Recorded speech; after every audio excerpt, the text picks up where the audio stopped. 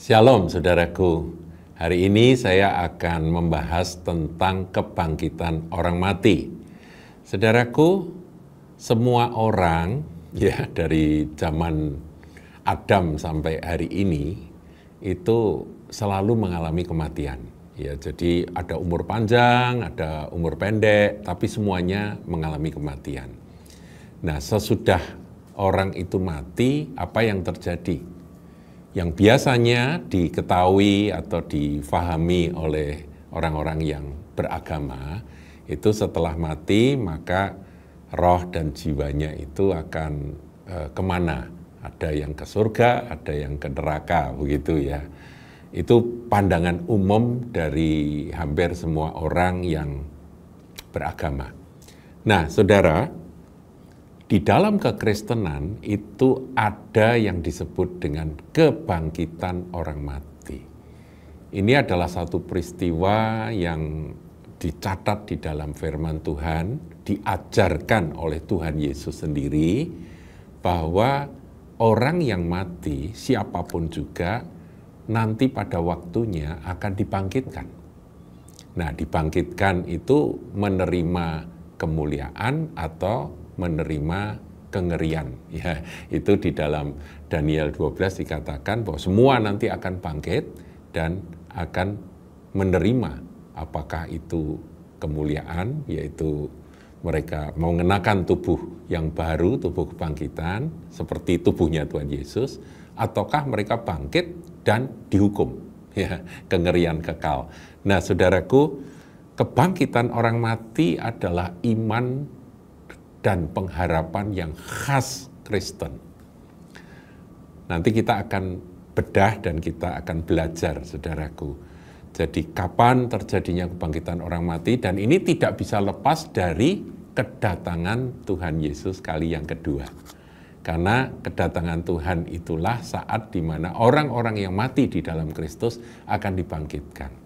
Nah, kita akan perhatikan mengenai kebangkitan orang mati di dalam Matius 22. Ini adalah pertanyaan dari orang-orang Saduki pada Tuhan Yesus, di mana orang-orang Saduki ini satu sekte yang tidak percaya pada kebangkitan orang mati. Makanya pertanyaannya itu pertanyaan yang sinis, saudaraku, pertanyaan yang menjebak gitu ya. Kita akan lihat ayat 23. Pada hari itu datanglah kepada Yesus beberapa orang Saduki yang berpendapat bahwa tidak ada kebangkitan. Jadi orang Saduki nggak percaya kebangkitan. Mereka bertanya kepadanya, kepada Tuhan Yesus. Ayat 24, Guru, Musa mengatakan bahwa jika seorang mati dengan tiada meninggalkan anak, saudaranya harus kawin dengan istrinya itu dan membangkitkan keturunan bagi saudaranya itu. Jadi gini saudara, ini yang disebut dengan perkawinan levirat, itu adat Yahudi. Itu diajarkan di dalam Taurat Musa, yaitu kalau ada sepasang suami istri, di mana mereka belum punya anak, sudah menikah belum punya anak, kemudian laki-lakinya ini, suaminya ini meninggal karena kecelakaan atau karena sakit atau apa, dia meninggal. Nah, jandanya ini harus melanjutkan keturunan, harus melahirkan keturunan dari suaminya ini melalui siapa? Melalui adik dari sang suami ini. Jadi, ini taruh kata suaminya ini punya saudara-saudara laki-laki, maka adiknya itu yang harus menggantikan kakaknya menikah dengan ipar, kakak ipar ini. Itu namanya perkawinan levirat. Itu ada di dalam hukum Taurat Musa. Ini saya ulangi, saudaraku, ayat 24. Guru, Musa mengatakan bahwa jika seorang mati dengan tiada meninggalkan anak, saudaranya harus kawin dengan istrinya itu dan membangkitkan keturunan bagi saudaranya itu. Ayat 25, tetapi di antara kami ada 7 orang bersaudara. Ini dia mengajukan sebuah problem gitu ya, sebuah masalah gitu. Di antara kami ada 7 orang bersaudara, 7 laki-laki bersaudara. Yang pertama kawin kemudian mati. Dan karena ia tidak mempunyai keturunan, ia meninggalkan istrinya itu bagi saudaranya, bagi adiknya. Ayat 26, demikian juga yang kedua, yang ketiga sampai yang ketujuh, dan akhirnya sesudah mereka semua, perempuan itu pun mati. Jadi ini mati 7. Ya, menggantikan kakaknya, mati lagi, menggantikan kakaknya, mati lagi, sampai akhirnya 7-7-nya mati, dan perempuan ini juga mati ya. Semua orang memang harus mati ya, saudara. Nah, pertanyaan ini yang menyoal, jadi membuat ingin memojokkan Tuhan Yesus dengan pertanyaan tentang kebangkitan. Yaitu di ayat yang ke-28. Siapakah di antara ketujuh orang itu yang menjadi suami perempuan itu pada hari kebangkitan? Mereka nggak percaya hari kebangkitan, tapi mereka bertanya pada Tuhan Yesus. Kalau ini 7 ini terus nanti siapa yang jadi suami dari perempuan itu kalau semua bangkit?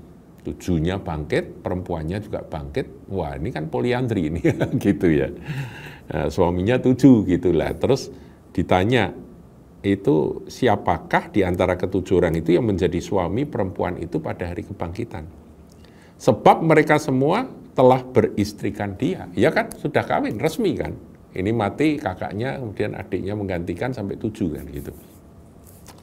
Ayat 29, saudaraku, ini jawaban Tuhan Yesus, cekak, aos, ya pendek, tegas, singkat, tegas. Yesus menjawab mereka, kamu sesat.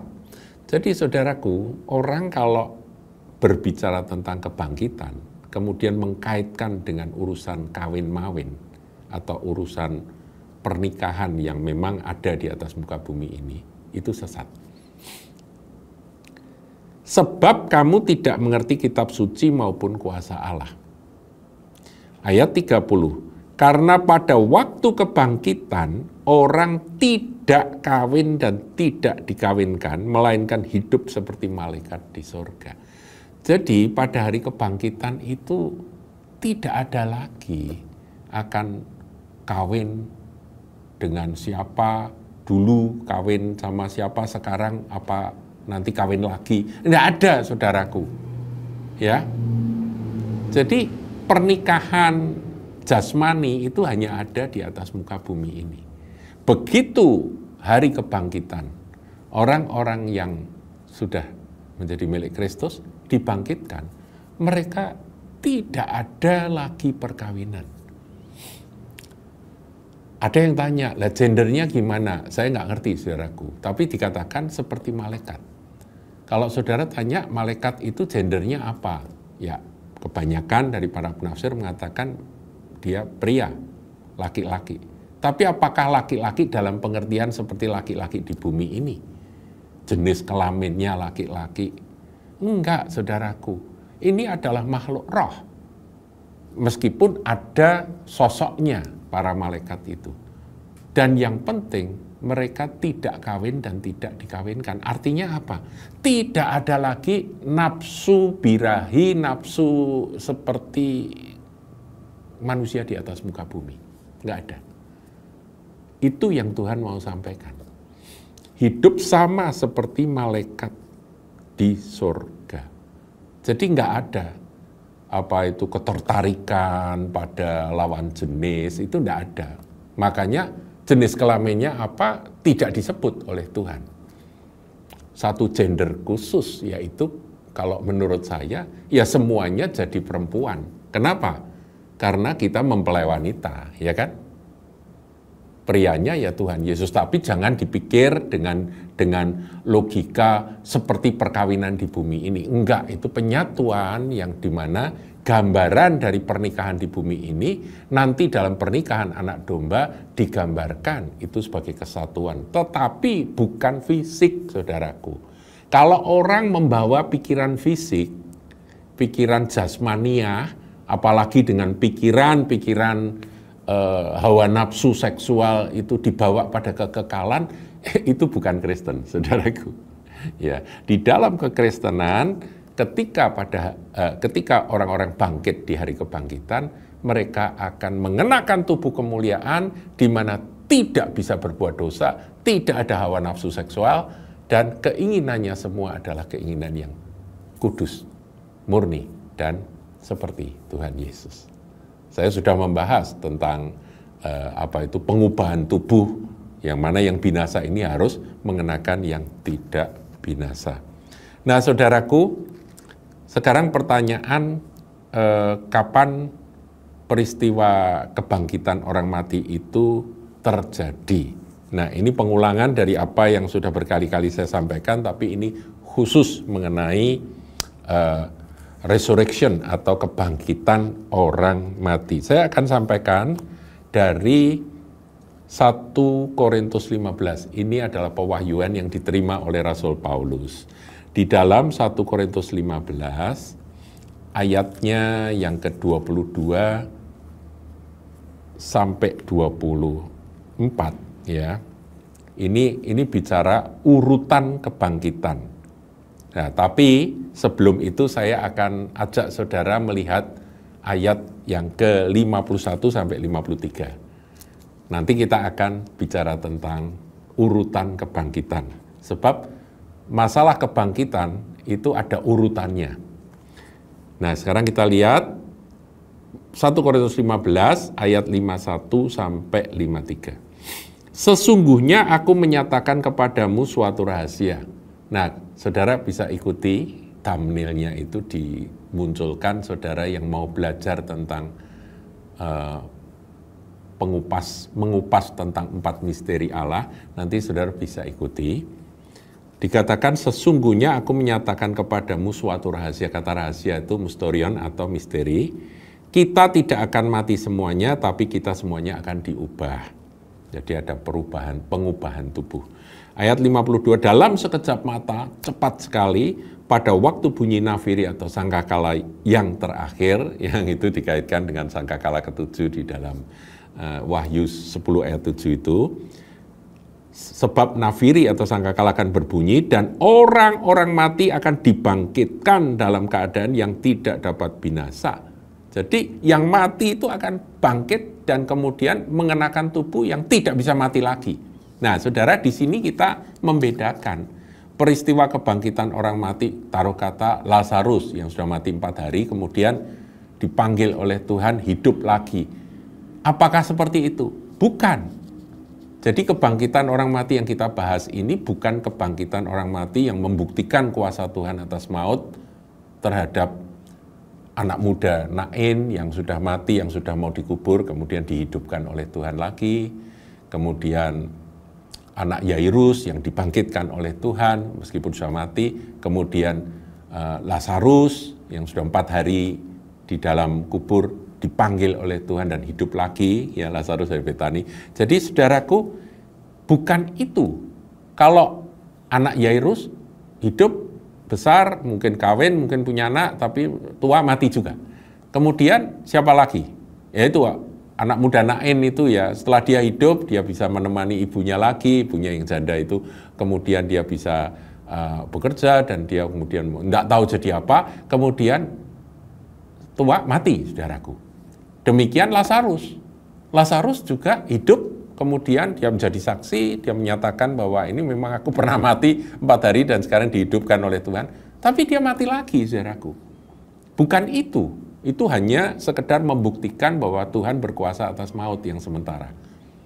Tapi maut yang nantinya akan dilewati oleh semua manusia juga dikalahkan oleh Tuhan Yesus dengan apa? Dengan dia sendiri mati, kemudian dia bangkit dari antara orang mati oleh kuasa Roh Kudus. Dia bangkit dan kemudian mengenakan tubuh kemuliaan sebagai yang sulung.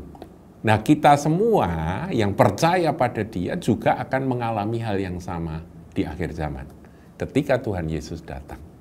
Jadi di sini kita tidak akan mati semuanya, tapi kita semuanya akan diubah. Kalau yang mati bangkit. Nah, ini ayat 52 ya.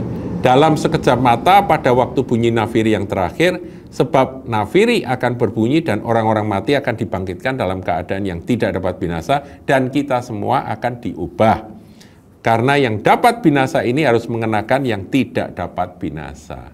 Jadi ini tubuh yang corruptible ini akan diganti dengan yang kekal. Dan yang dapat mati ini harus mengenakan yang tidak dapat mati. Ini puncak pengharapan. Ini adalah puncak iman dari anak-anak Tuhan, orang-orang percaya. Jadi saudara-saudari yang mendengarkan akan pelajaran ini, ketahuilah kalau Anda punya Yesus Kristus sebagai Tuhan dan Juru Selamat pribadimu, maka engkau adalah anak-anak Allah dan di dalam dirimu ada roh kebangkitan. Di mana ketika nanti Anda pada waktunya harus selesai tugas di bumi, Anda mati, dikubur, maka ketika Tuhan datang, Anda akan mendengar suara sangkakala itu dan mayat yang tidak tahu sudah jadi tanah atau jadi apa akan bangkit kembali, saudaraku, dan mengenakan tubuh yang tidak dapat binasa. Jadi yang dapat mati ini harus mengenakan yang tidak dapat mati. Nah, tadi saya janji kita lihat urutannya, ya, urutan kebangkitan. Saudara, di dalam ayat 22 sampai 24 dalam 1 Korintus 15 ya.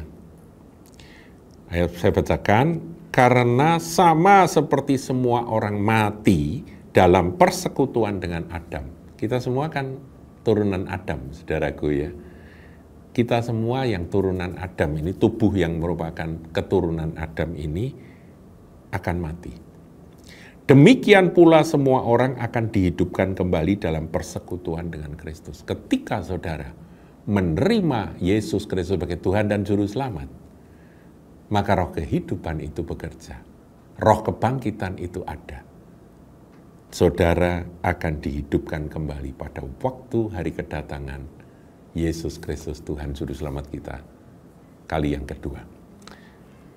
Dalam persekutuan dengan Kristus. Nah, tapi ayat 23 ini urutan, saudaraku. Ya, kita coba pelajari pelan-pelan. Tetapi tiap-tiap orang menurut urutannya.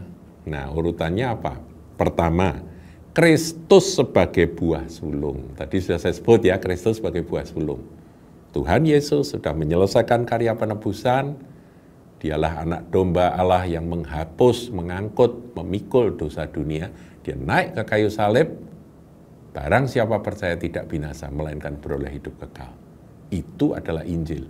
Nah, saya percaya dan saya yakin saya punya hidup kekal itu karena janji firman Tuhan. Karena firman Tuhan yang menjanjikannya. Berbahagialah orang yang tidak menolak dia. Penebusan yang dia kerjakan membuat saya yang berdosa dilayakkan untuk menjadi anak-anak Allah. Itu, saudaraku ya. Nah, kemudian Kristus bangkit. Setelah dia mati, dia dikubur, dia bangkit. Dengan tubuh kemuliaan yang luar biasa. Tubuh kebangkitan. Nah, sesudah itu, jadi yang pertama Kristus, tapi saudara juga perlu tahu pada waktu Tuhan Yesus bangkit, ada banyak orang kudus yang juga bangkit. Ya, ini misteri yang saya tidak bisa menjelaskan, karena itu tercatat di dalam firman Tuhan, tapi penjelasannya seperti apa, sukar. Jadi ada yang mengiringi akan peristiwa Yesus mati, tirai bait Allah terbelah, kemudian orang-orang kudus bangkit dari kubur. Tapi mereka tidak keluar dari kubur sampai hari kebangkitan. Ketika Tuhan sudah keluar, mereka ikut menampakkan diri pada banyak orang. Jadi Tuhan Yesus bangkit itu diiringi dengan beberapa orang kudus. Siapa tidak tahu, saudaraku. Apakah itu Elisa, apakah itu siapa, saya tidak tahu, tidak disebut, saudaraku.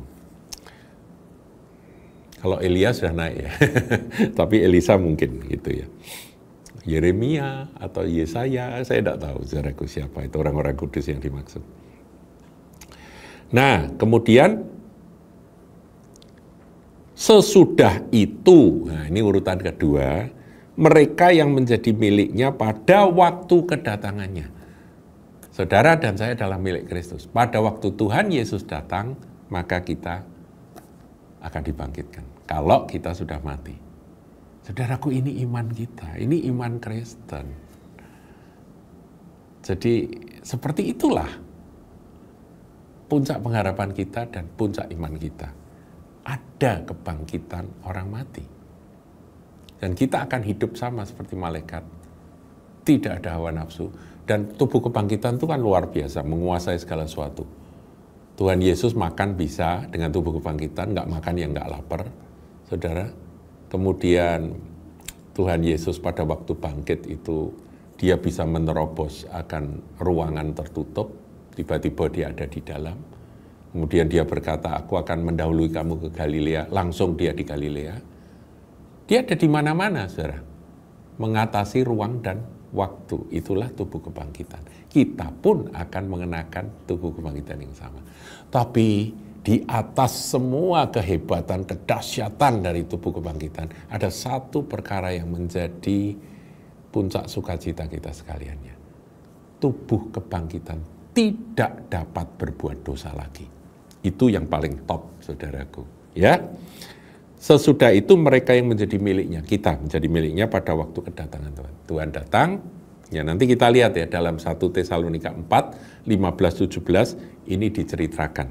Pada waktu Tuhan datang, kita dibangkitkan. Tadi juga sudah saya bacakan dalam 1 Korintus 15 tadi, ayat yang ke-51 dan 53 tadi ya.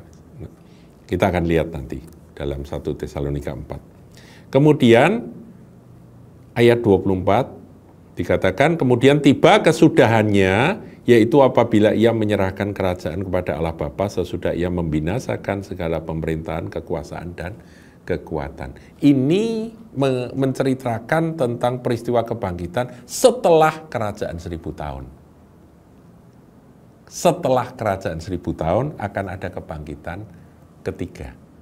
Jadi pada waktu kebangkitan pertama, yaitu orang-orang kudus yang dikuduskan oleh darah Yesus menjadi milik Kristus akan dibangkitkan pada waktu kedatangannya. Setelah itu Tuhan Yesus mendirikan kerajaan 1000 tahun, dan setelah 1000 tahun, di akhir 1000 tahun itu nanti akan ada pemberontakan ya, dan yang disebut Gog Magog itu, saudaraku, kemudian diselesaikan oleh Tuhan, dan nanti akan ada kebangkitan dan tahta putih. Nanti saya akan tunjukkan ayatnya, saudaraku. Tapi saya janji tadi untuk membahas akan 1 Tesalonika 4, ayat 15-17. Ini sudah sering saya sampaikan, tapi bagi Anda yang baru mendengar kali ini, Anda bisa menyimak baik-baik. 1 Tesalonika 4, ayat 15-17. Ini kami katakan kepadamu dengan firman Tuhan, kita yang hidup, yang masih tinggal sampai kedatangan Tuhan, sekali-kali tidak akan mendahului mereka yang telah meninggal. Jadi ingat, yang masih hidup tidak akan mendahului yang sudah mati dalam Kristus.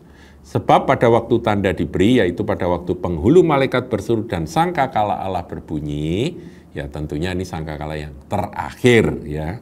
Apakah yang ketujuh itu ada pelajarannya. Nanti di thumbnail yang di bagian terakhir nanti saudara bisa ikuti. Maka Tuhan sendiri akan turun dari sorga, dan mereka akan, yang mati dalam Kristus akan lebih dahulu bangkit. Jadi mereka yang mati bangkit, kemudian kita menyusul. Sesudah itu kita yang hidup, ayat 17, yang masih tinggal akan diangkat bersama-sama dengan mereka dalam awan, menyongsong Tuhan di angkasa. Ada pertemuan di udara ya.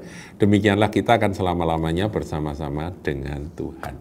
Ini pewahyuan yang menceritakan peristiwa kebangkitan yang mendahului pengubahan tubuh dan pengangkatan bersama dengan mereka yang dibangkitkan. Kita akan diangkat dan akan bergabung dengan Tuhan selama-lamanya. Nggak ada yang bisa memisahkan kita dengan Kristus lagi.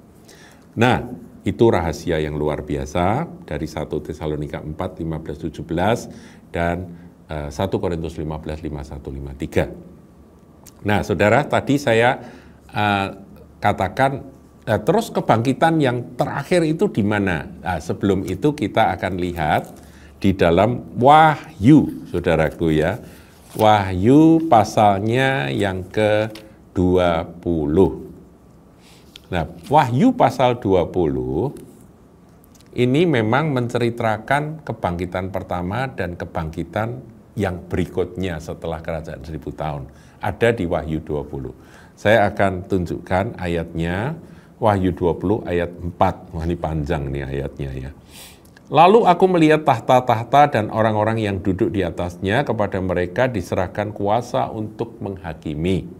Aku juga melihat jiwa-jiwa mereka yang telah dipenggal kepalanya karena kesaksian tentang Yesus dan karena firman Allah, yang tidak menyembah binatang itu. Binatang itu mengacu pada antikristus. Dan patungnya, dan yang tidak juga menerima tanda pada dahi dan tangan mereka. Dan mereka hidup kembali. Nah, ini bangkit. Mereka hidup kembali dan memerintah sebagai raja bersama-sama dengan Kristus untuk masa 1000 tahun. Jadi ini awal dari kerajaan 1000 tahun.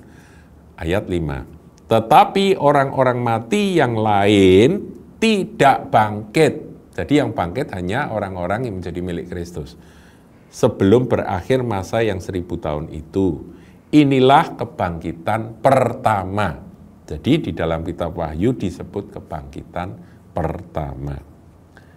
Ayat 6, berbahagia dan kuduslah ia yang mendapat bagian dalam kebangkitan pertama itu. Kematian kedua tidak berkuasa lagi atas mereka, tetapi mereka akan menjadi imam-imam Allah dan Kristus, dan mereka akan memerintah sebagai raja bersama-sama dengan Dia 1000 tahun lamanya. Paham ya saudaraku ya? Jadi ayat 4 sampai ayat 6 dari Wahyu 20 ini menceritakan peristiwa yang disebut oleh Yohanes, penulis Wahyu ini, sebagai kebangkitan pertama. Nah, kemudian kebangkitan yang terakhir ada di ayat 11 dan 12 ya. Lalu aku melihat suatu tahta putih yang besar dan Dia yang duduk di atasnya. Dari hadapannya lenyaplah bumi dan langit dan tidak ditemukan lagi tempatnya. Ayat 12 perhatikan. Dan aku melihat orang-orang mati, besar dan kecil, berdiri di depan tahta itu. Jadi hidup lagi, saudaraku. Sudah mati, hidup lagi. Lalu dibuka semua kitab dan dibuka juga sebuah kitab yang lain, yaitu kitab kehidupan. Dan orang-orang mati dihakimi menurut perbuatan mereka berdasarkan apa yang ada tertulis dalam kitab-kitab itu. Demikian, saudara. Jadi soal kebangkitan orang mati, memang dicatat ada kebangkitan Yesus Kristus sebagai buah sulung bersama dengan orang-orang kudus yang menyertai. Kemudian kebangkitan pertama yaitu ketika Tuhan datang. Nah, kapan Tuhan datang dan kapan kita diangkat itu merupakan satu misteri yang sampai sekarang kita punya banyak teori, saudaraku. Dan saya sajikan semua teori. Dalam teori 4 misteri nanti saudara bisa ikuti. Tolong thumbnailnya ditampilkan di akhir. Saudara bisa ikuti. Jadi, tapi juga saya tidak menolak bahwa ya itu di kedatangan Tuhan itu cuma sekali. Karena tidak disebut bahwa kebangkitan itu ada dua periode gitu ya. Tidak, kebangkitan pertama ya 1 periode itu saja. Nah, kapan itu? Ya, itu setelah Tuhan datang untuk menghancurkan antikristus. Ya, kita nggak tahu. Kalau gini berarti teori yang post itu yang benar, itu saudaraku ya. Tapi kalau teori yang saya kemukakan tentang misteri-misteri itu, nanti saudara bisa bandingkan. Tapi bagaimanapun juga kita sebagai umat Tuhan yang mengasihi Yesus dan mengasihi firman, meskipun pengetahuan kita tidak sempurna dan kita nggak ngerti semuanya, kita percaya. Kita percaya dan kita menunggu mana Tuhan yang benar dan kita terima. Apakah pre, apakah mid, apakah post, kita terima. Dan kita percaya bahwa Tuhan akan menjaga kita dan kita tetapkan hati untuk mengikut Dia sampai akhir hidup kita. Tuhan Yesus memberkati.